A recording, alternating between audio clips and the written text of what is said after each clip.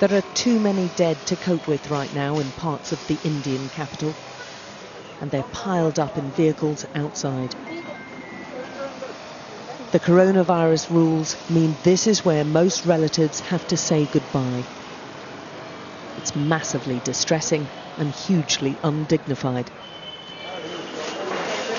They're working all hours inside. They just can't stop. And it's been like this for the last 2 weeks, all day and all night. The bodies just keep on coming. Whilst we were there, bodies were being brought in every few minutes. There's no room left inside the crematorium, so they've spilled out into the open ground next door.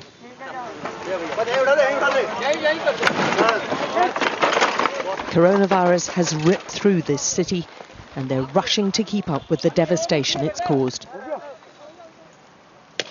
And this ancient Hindu ritual is now both a desperately lonely affair, but also crowded out alongside dozens of other hasty funerals.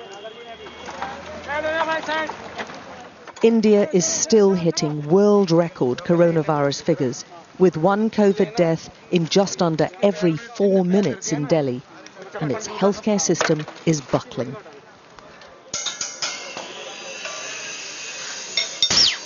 So those with sick relatives are doing everything they can to keep them alive, queuing up to fill up their own oxygen cylinders.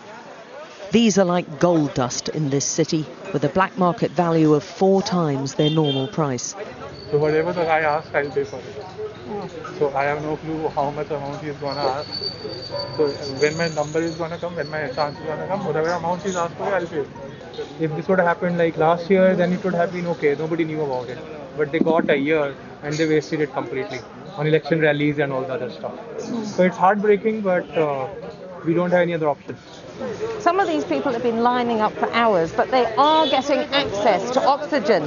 And they're asking if they can get hold of it. How come the government and the hospitals can't?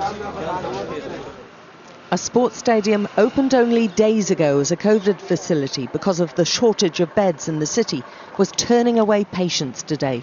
Full India is a problem. Yeah, but you've only got 50 people in there, I understand. Shortage oxygen. It's the same story across much of the capital, with several of the top hospitals still reporting an acute shortage of oxygen, and the Prime Minister calling top-level meetings to try to solve the crisis. Why aren't you admitting any people? Why have you got no oxygen beds available? Ma'am, oxygen हमारे पास available नहीं है. Not enough oxygen? That didn't stop Hina from begging them to admit her father. He's a rickshaw driver and suffering.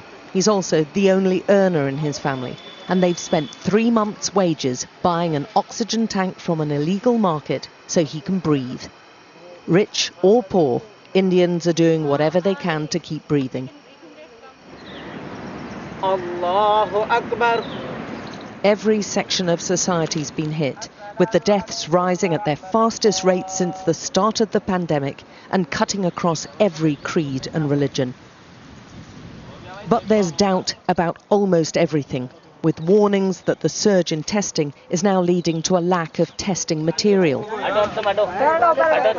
Irfan is burying his brother, but with a death certificate he doesn't believe. 20 members, my family, no COVID, no positive. And as a COVID victim, that means the precious Muslim rituals are also banned. And their heartache is all the more because of what feels like gross insensitivity and a keen sense that all this could have been avoided. The country, I am feeling very bad. I have money, I have everything, but I can't save my sister. Because no bed, nothing like that. No gas, no oxygen, no bed. Where we can do, where we can go. All across the city and across the country, coronavirus is leaving its scars on the land and on its people.